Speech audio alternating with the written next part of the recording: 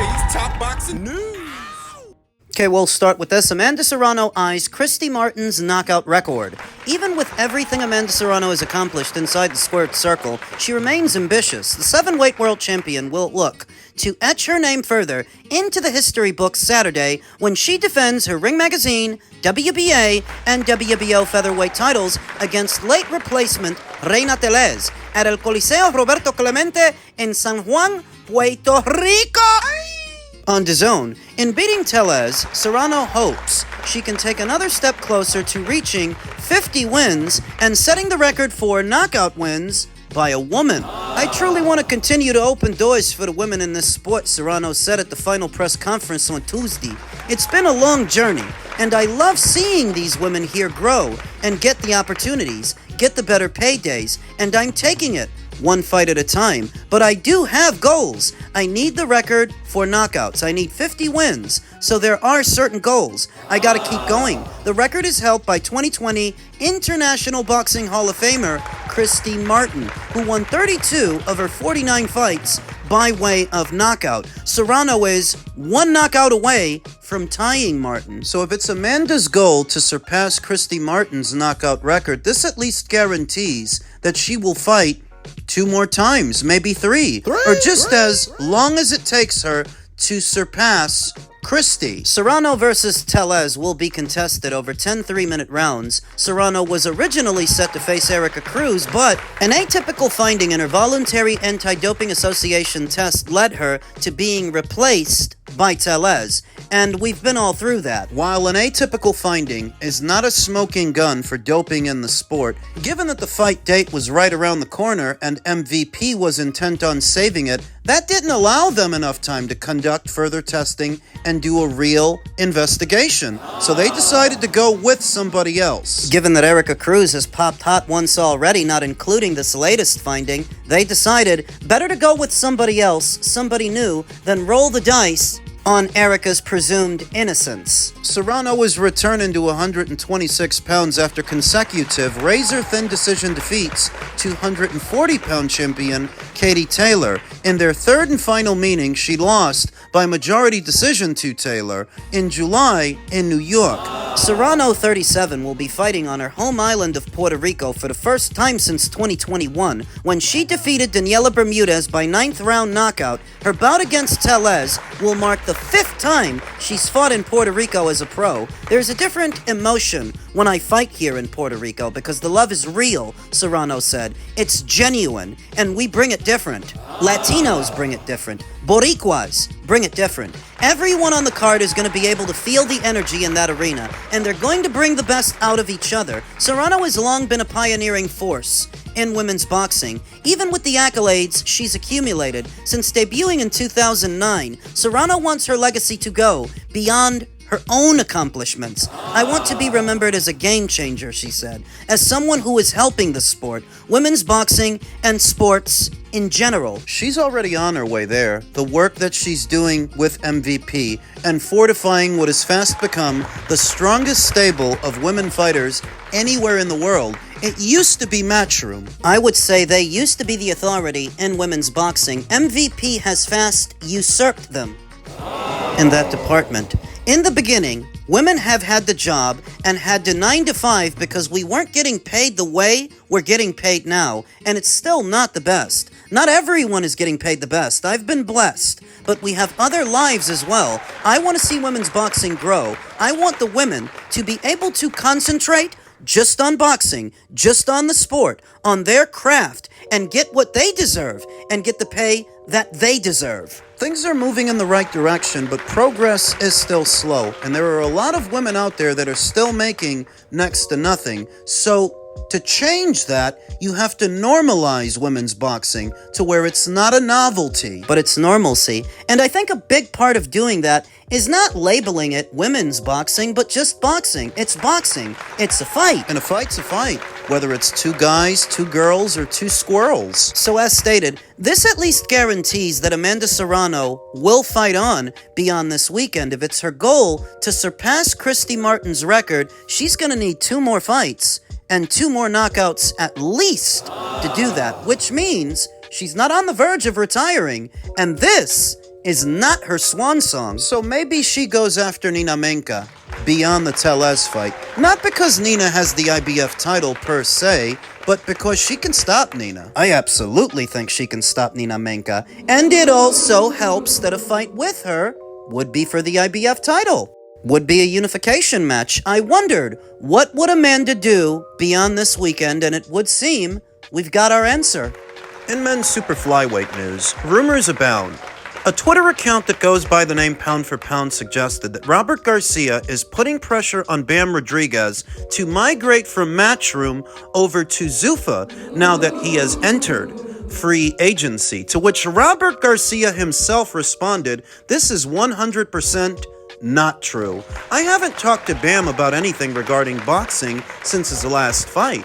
The next time I speak to him about boxing is when I have concrete offers from whoever is interested in working with him, and we will decide as a team what is best for him." Now, there are two stories here. There's the Bam Rodriguez free agency stuff, but there is also the rumor report stuff and how more and more people in the media have become increasingly comfortable with outright lying and making up stories. So let's get to the Bam stuff first.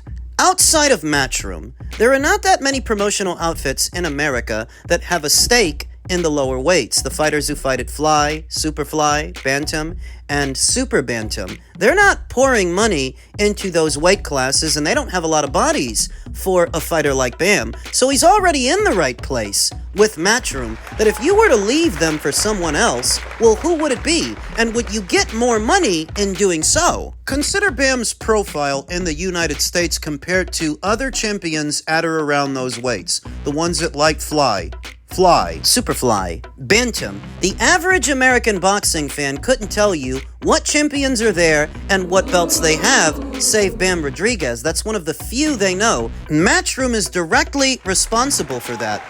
Their promotion, them pushing Bam. I can't think of a better place for him to be, short of the Asian market in Japan, that if you were going to leave Matchroom for somebody else, it would have to be them, since that is the preeminent market for the lower weights. But that's it.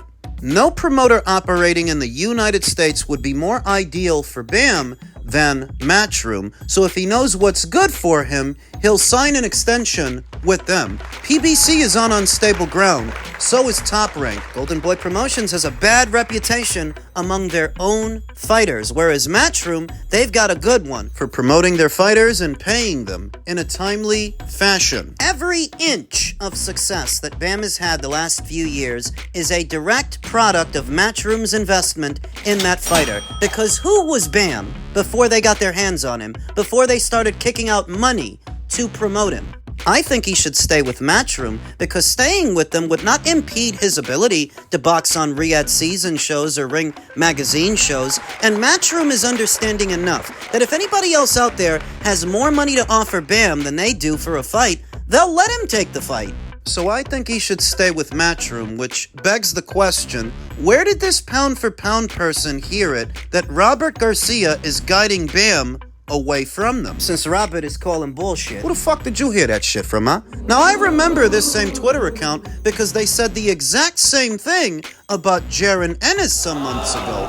They came out with a rumor report that Jaron Ennis, upon achieving free agency, would leave Matchroom to go to the PBC. More bullshit via their sources, if they even have any sources. If I had to guess, this isn't second-hand information that they're passing along. They're manufacturing stories for clicks. It's clickbait. Now, when did so many people in the media get so comfortable outright lying? The moment that Elon Musk allowed you to buy a blue tick and thereby monetize your Twitter account. Which has spawned all manner of engagement farming in many quarters, not just the boxing space outside of it. You got all sorts of people passing along all sorts of bad information. Bad intel. What it is what I tell you all the time. With content creators, some of them manufacture stories with headlines so sensationalist, so salacious, that by the time you realize the story's all bullshit, they made their money. Then they move on to the next made-up story. That's the grift.